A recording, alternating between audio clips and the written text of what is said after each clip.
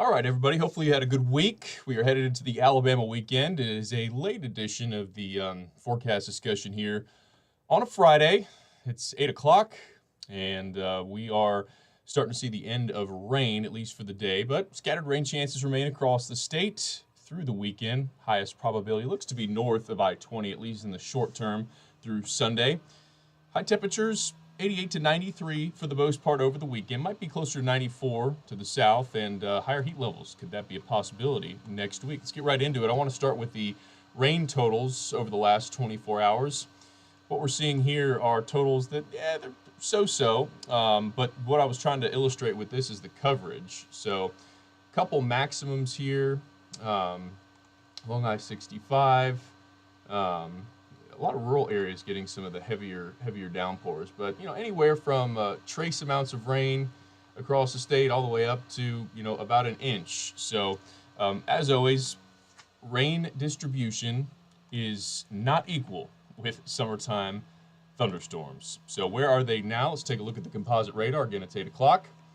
And everything kind of fizzled out. It was interesting if you watched the radar trends earlier today, is the rain arrived early in the day, late morning for a lot of folks, and what that did is it moved through the state is it created this pool of cooler and drier, or not drier, cooler, more stable air, and that really kind of offset any afternoon convection and kept things a little bit quieter, especially for those who had rain early in the day. So most of it is beginning to fizzle.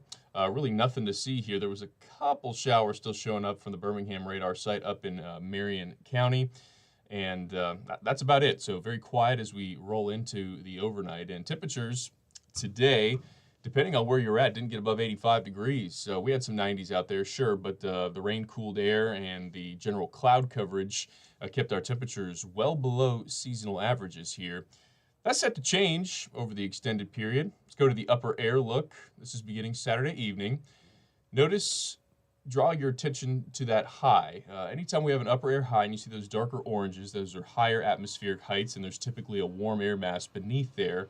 And we can use this a lot of times to identify where there's going to be warmer air. There's obviously outliers to that, convection, cloud cover, that sort of thing.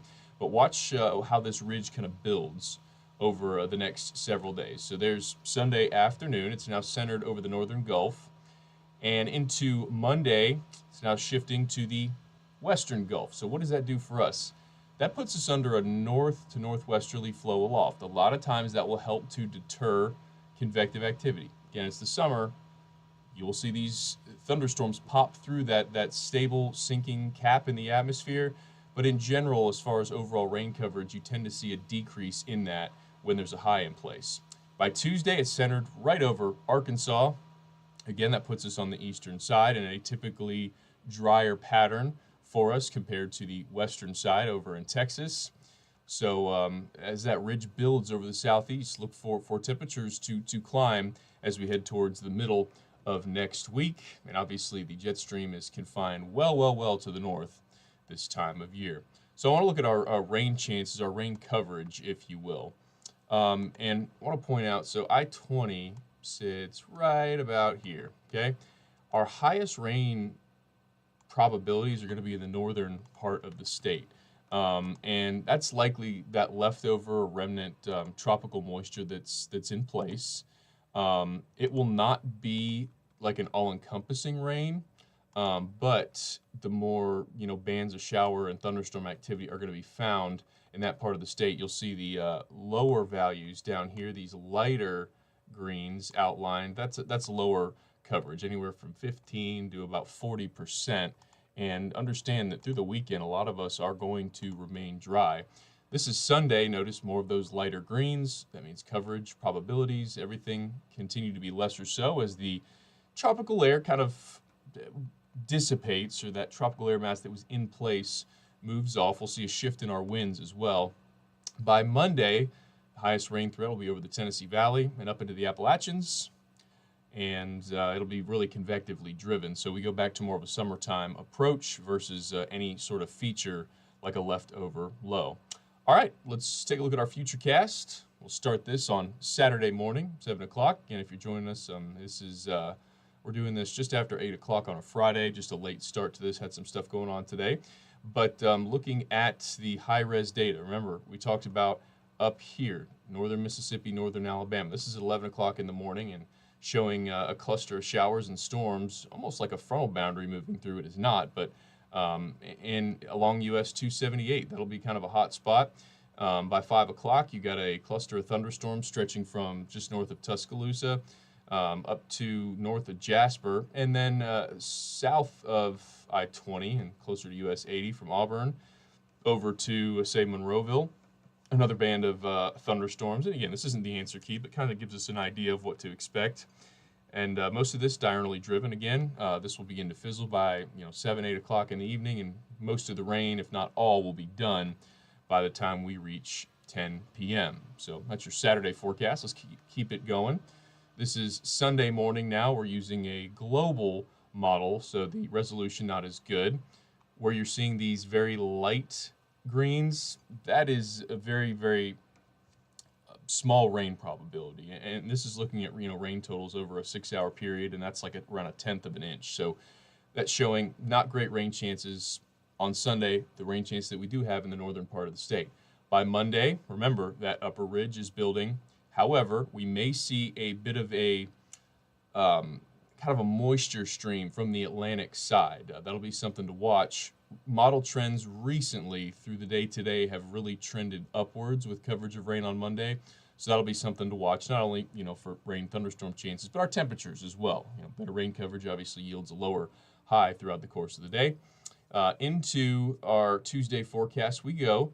We're again looking at most of the rain displaced over into Georgia, but again, this model, this is the European model, the 10-kilometer North American, is starting to show higher trends, higher rain chance trends in the forecast early next week before they subside. By Wednesday, the focus of the rain is going to be in the southern half of the state, and in a typical setup like this where you see rain coastward, the northern part of Alabama or Georgia or Mississippi tends to stay a little bit drier. It kind of cuts off that convective flow here. But again, our winds are easterly at this point.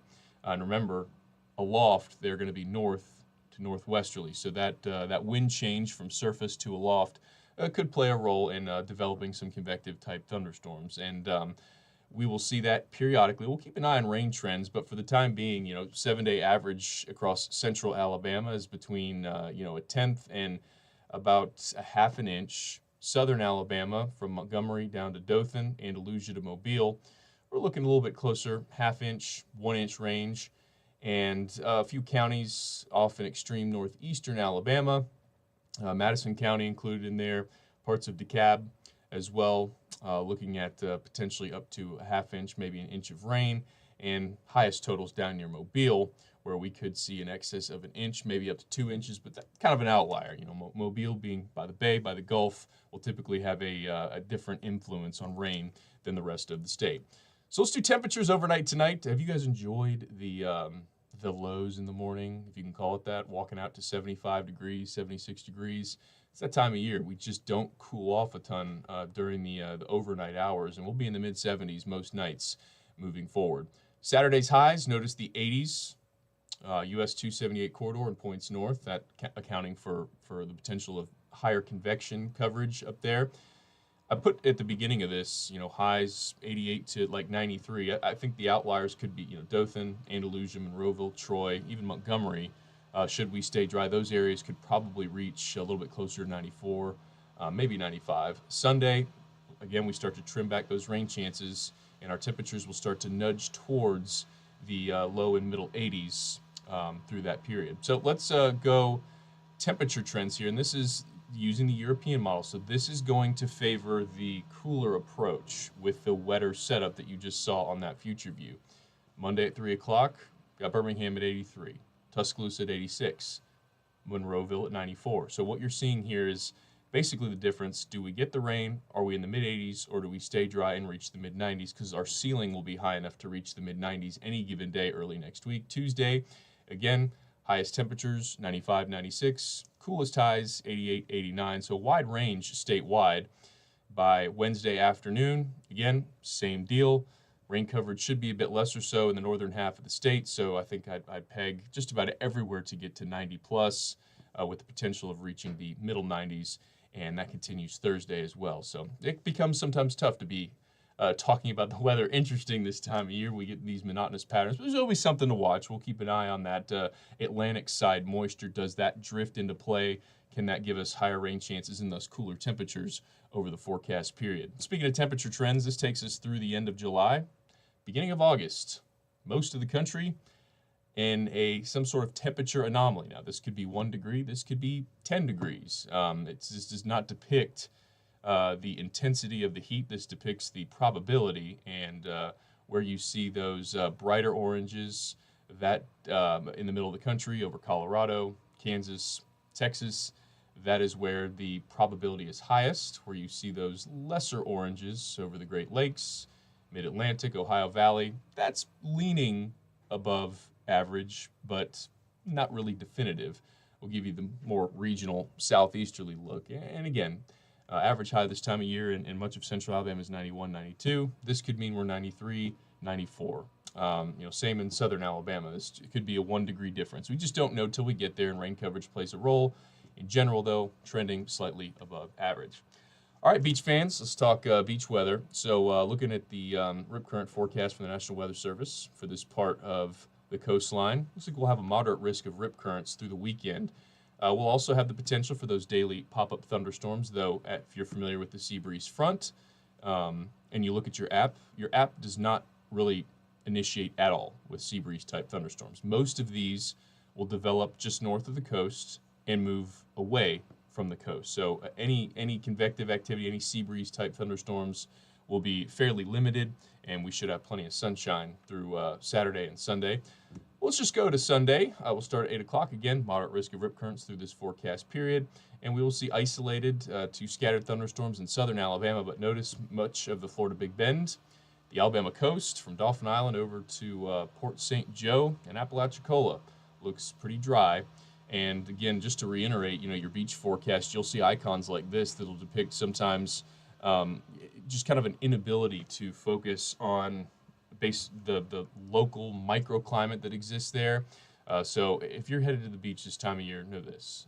You might see this on your weather app, but we're going to have periods of plenty of sunshine, passing thunderstorm, but there is no collective widespread coverage along any of those aforementioned beaches into the weekend. So from the beaches to the tropics, big picture, nothing doing. MDR is quiet. You can see here, this is actually, let's talk about this. This is kind of cool. So there's a point where our southern atmospheric winds meet the northern atmospheric winds. This belt line of convection is called the ITCZ. It's the Intertropical Convergence Zone. So two hemispheres, winds in different directions. You've got westerlies in the southern hemisphere, and you have easterlies in the northern hemisphere. Where those kind of merge and meet, you have this area of convection that really exists all the way into the Pacific Ocean. This is usually too low of a latitude to get any development, but we do watch the tropical waves that come off of Africa this time of year. Just something cool, little feature to peg there. So again, nothing doing here with the tropics, very quiet, at least for the time being. And that's just it, it's for the time being. Let's take a look at where we're at from a seasonal standpoint. We're right there. If this was our mall map and we were trying to figure out where the heck we were standing, that would tell us. We are well from the peak of tropical season, and we have a long ways to go, but 3 tropical storms on the weaker end. Obviously, Barry had a much bigger impact in South Texas, the remnants of it at least, but fairly quiet with respect to the tropics thus far. So one more look at the composite radar here. It is now about 8:20, so we'll wrap this up. But over the weekend, just to kind of reiterate, isolated to scattered thunderstorms. Best bet's probably across the Tennessee Valley, north of US 278 or north of I-20 even.